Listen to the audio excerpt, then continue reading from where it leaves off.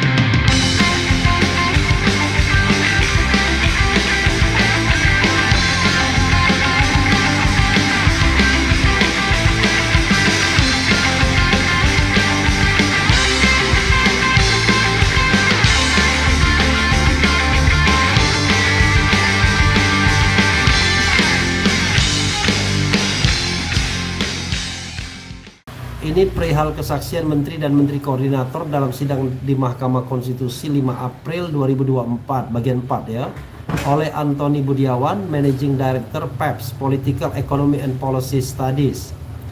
Dalam kesaksiannya di Mahkamah Konstitusi 5 April 2024, Menteri Keuangan Sri Mulyani memberi pernyataan bahwa automatic adjustment atau pemblokiran anggaran di sejumlah kementerian garis miring lembaga sebesar 5% atau 50,15 triliun sudah dilakukan sesuai peraturan perundang-undangan yang berlaku. Oke.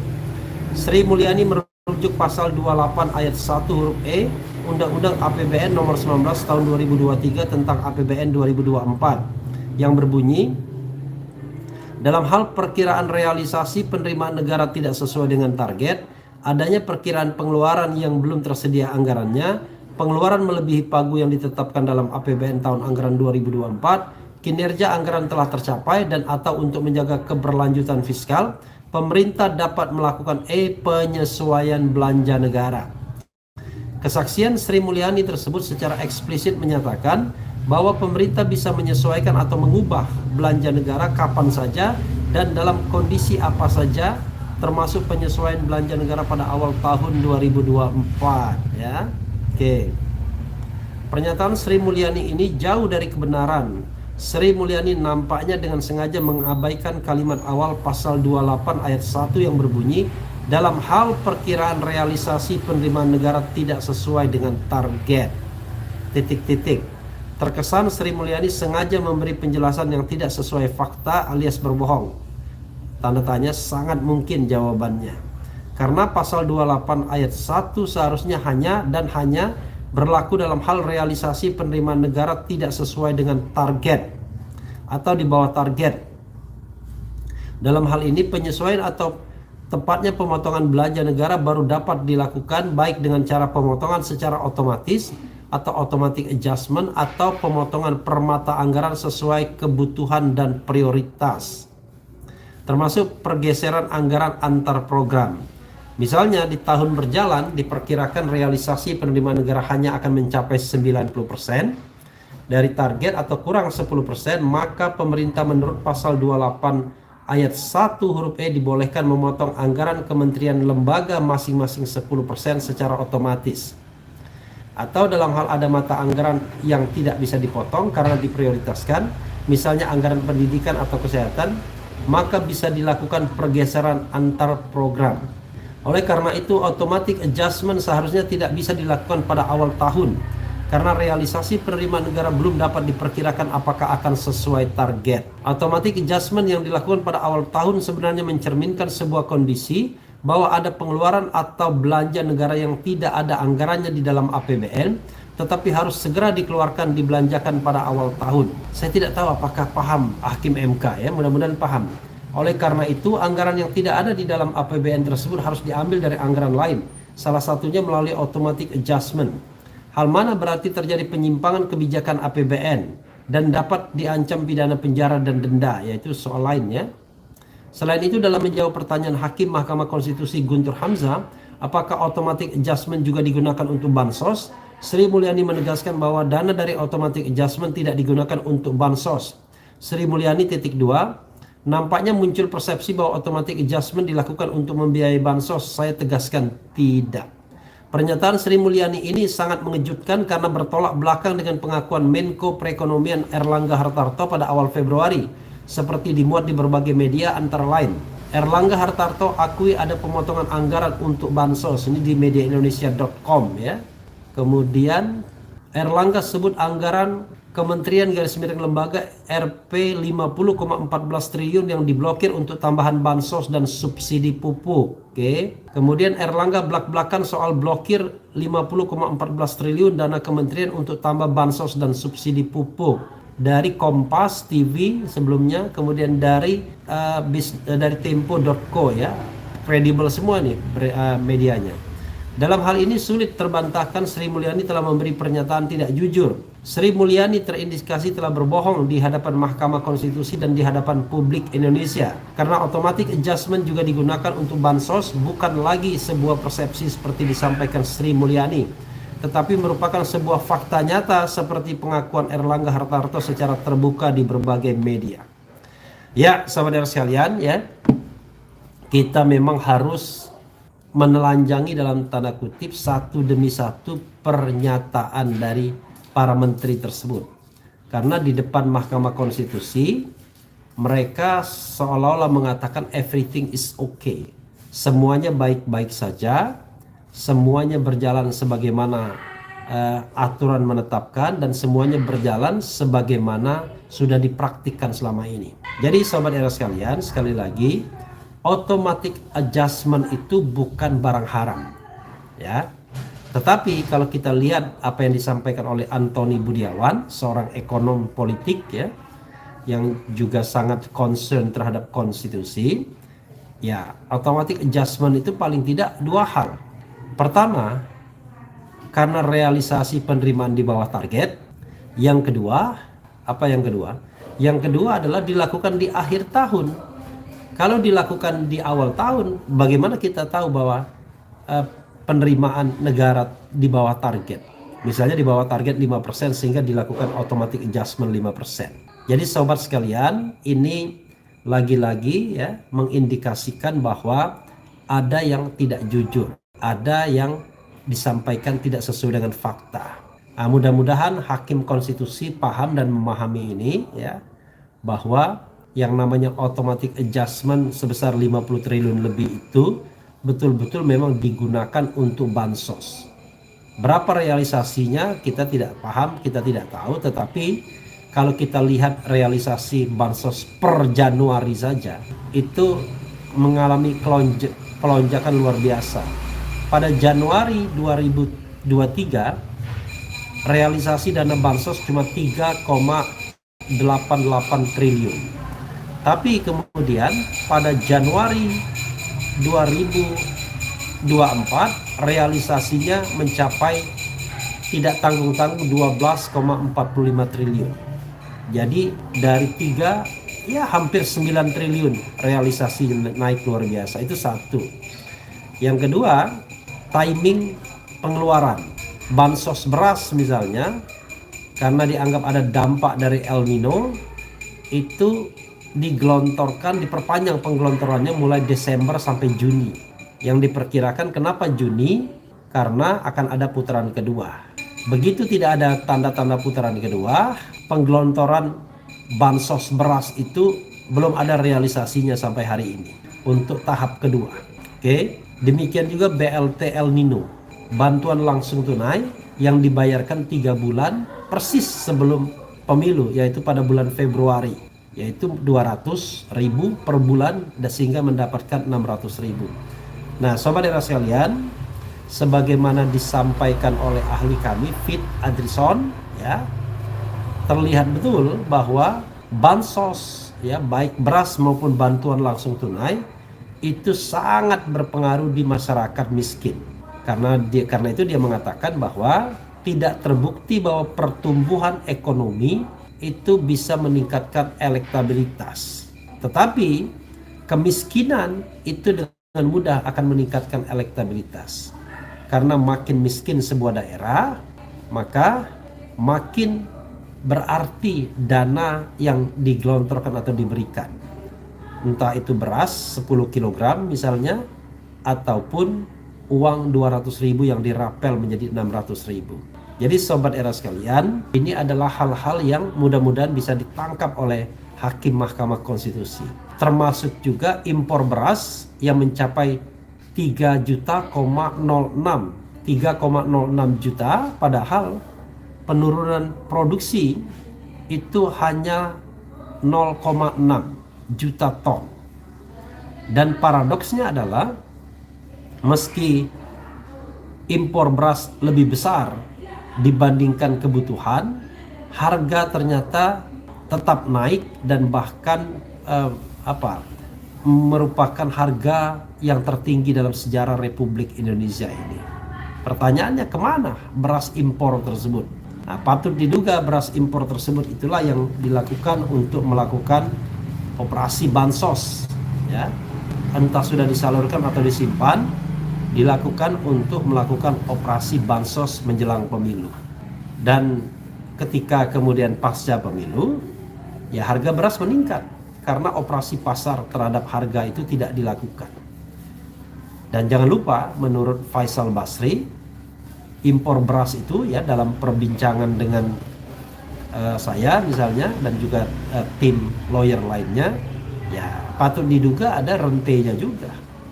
Berapa yang didapatkan dalam proses impor beras sebesar 3 juta ton tersebut, di mana produksi hanya kurang 0,6 juta ton. Jadi saudara sekalian, kalau kita jeli, kalau kita mau reading between the lines, maka banyak hal-hal yang aneh sesungguhnya di dalam pemberian keterangan ketiga menteri tersebut.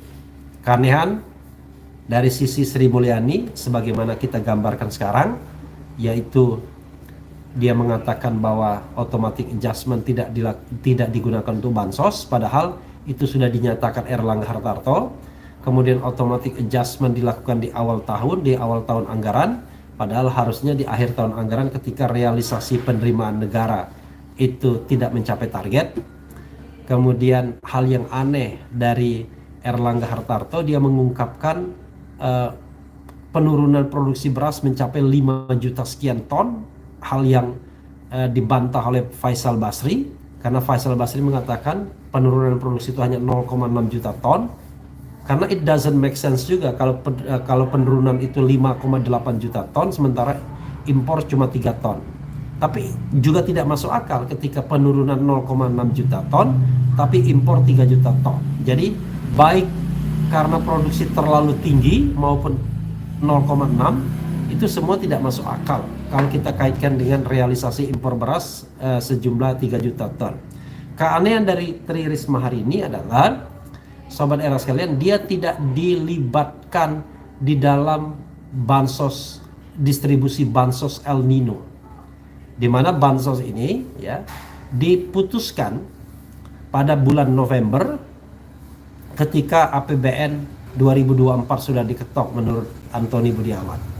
Kemudian ditambah lagi dengan BLT El Nino sebesar 200.000 per bulan sejak Januari, dan kemudian dibayarkan sekaligus rapel untuk Februari.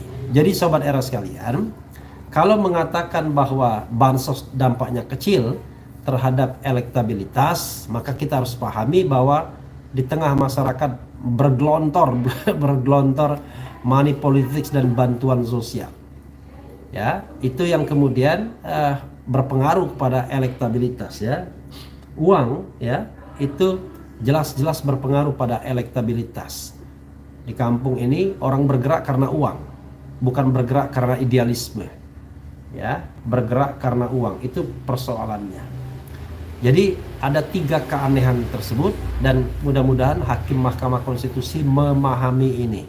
Karena kalau kita mendengar saja penjelasan dari 3 menteri di Mahkamah Konstitusi, kita bisa tersesat kalau kita tidak bisa memegang kunci informasinya.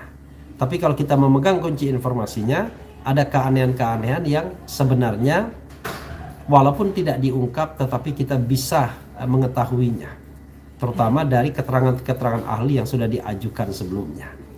Jadi sahabat era sekalian, sekali lagi ya, yang namanya pemotongan anggaran di depan itu tidak benar, dan kemudian pemotongan anggaran harus dikaitkan dengan yang namanya realisasi penerimaan negara yang di bawah target. Ini bagaimana kita tahu realisasi penerimaan negara di bawah target sementara tahun baru saja berjalan, Januari 2024 lalu dilakukan pemotongan atau automatic adjustment. Itu yang harus kita pahami ya. Bongkar terus info kebohongan yang dipermainkan oleh Wiwi dan Wowo, Bang Refli. Semangat Bung Refli, semoga jadi menteri. Saya tidak pernah berpikir ya untuk menjadi apapun ya. Jadi pejabat itu kalau kita lurus tidak enak, justru dimintai pertanggungjawabannya. Nah, kalau kita tidak lurus bisa kaya raya ya, jadi pejabat. Itu korup namanya, pejabat korup. Jadi kalau ada pejabat sekali menjabat kaya raya, pasti dia korup ya. Walaupun dia punya usaha, ya pasti dia hanya memikirkan usahanya ketimbang pengabdiannya ya, gitu. Saya doakan kerja keras Pak Refli bisa disetujui oleh Hakim MK, insya Allah ya, kita doakan. Sekali lagi, yang kita lakukan hanyalah berusaha. Hasilnya ya kita serahkan kepada Allah Subhanahu wa Ta'ala, dan tidak ada no regret ya. Soal menang dan kalah itu soal yang biasa, tetapi kita sudah berjuang. Menang insya Allah dapat pahala, kalah dapat pahala juga. Jadi kita tidak perlu khawatir terhadap apa yang sudah kita perjuangkan. Nah, itu bedanya kalau kita dituntun oleh hal-hal yang sifatnya transenden, vertikal ya. Tetapi kalau dituntun oleh motif ingin mendapatkan sesuatu, ya maka kalau tidak dapat maka akan sedih. Kalau saya insya Allah ya tidak terlalu tertarik dengan jabatan. Nggak enak menjabat itu. Kalau kita jadi menteri dan kita lurus ya nggak enak, karena penghasilan tidak seberapa ya, masih besar gaji YouTuber dibandingkan gaji seorang menteri, betul begitu. Tapi kalau ada menteri yang kaya raya, nah patut diduga jangan-jangan dia menyalahgunakan kekuasaannya. Coba lihat tuh menteri-menteri yang baru menjabat tiba-tiba kaya raya ya, apa saja yang dia lakukan. Udahlah, ini kan orang udah tahu semua, kita bukan anak kecil Mas Anies. Gitu ya. Bang RH, dalam kesimpulan nanti tanggal 16 ke MK sampaikan tuh bukti video Menteri Muhajir yang bagi-bagi bansos sambil kampanye 1 putaran lebih baik, karena dana untuk putaran 2 untuk bansos katanya nggak usah netral banget, nggak netral banget ya. Jadi kebohongan Muhajir Effendi adalah ya, padahal dia sendiri sudah berkampanye, jadi seolah-olah everything is okay juga. Nanti ini udah kita akan jadikan bukti juga ya. Baru ke saya misalnya ada bukti ketua TKD di daerah 02 ya bagi-bagi duit saat kampanye, itu dijadikan bukti juga ya. Apalagi? Ya kebohongan udah pastilah ada, cuma yang gimana orangnya pembantu presiden udah pastilah dibantu. Oke. Hakim MK punya caranya sendiri untuk mengungkap fakta. Feril Bugis. Iya, kita berharap begitu. Tapi jangan lupa Hakim MK juga manusia, tidak luput dari kehilapan dan kesalahan serta kemampuan untuk menangkap sebuah fenomena. Jangan sampai dia nanti tersihir dengan apa yang disampaikan para menteri seolah-olah everything is okay. Jadi dengan logika sederhana ini adalah automatic adjustment kok dilakukan di awal tahun. Padahal harusnya dilakukan di akhir-akhir tahun anggaran ketika realisasi penerimaan tidak sesuai dengan target atau di bawah target ya.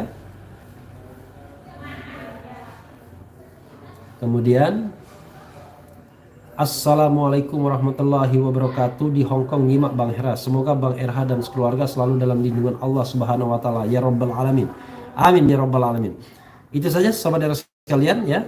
Sekali lagi mudah-mudahan mudah dipahami penjelasan dari saya dan berdasarkan tulisan Antoni Budiawan ya, bahwa satu, automatic adjustment sebesar 50 triliun seharusnya tidak dilakukan di awal tahun karena alasan untuk automatic adjustment yaitu penerimaan di bawah target itu belum akan diketahui pada awal tahun anggaran. Dua, bahwa automatic adjustment sebesar 50% itu digunakan untuk bansos dan tambahan subsidi pupuk.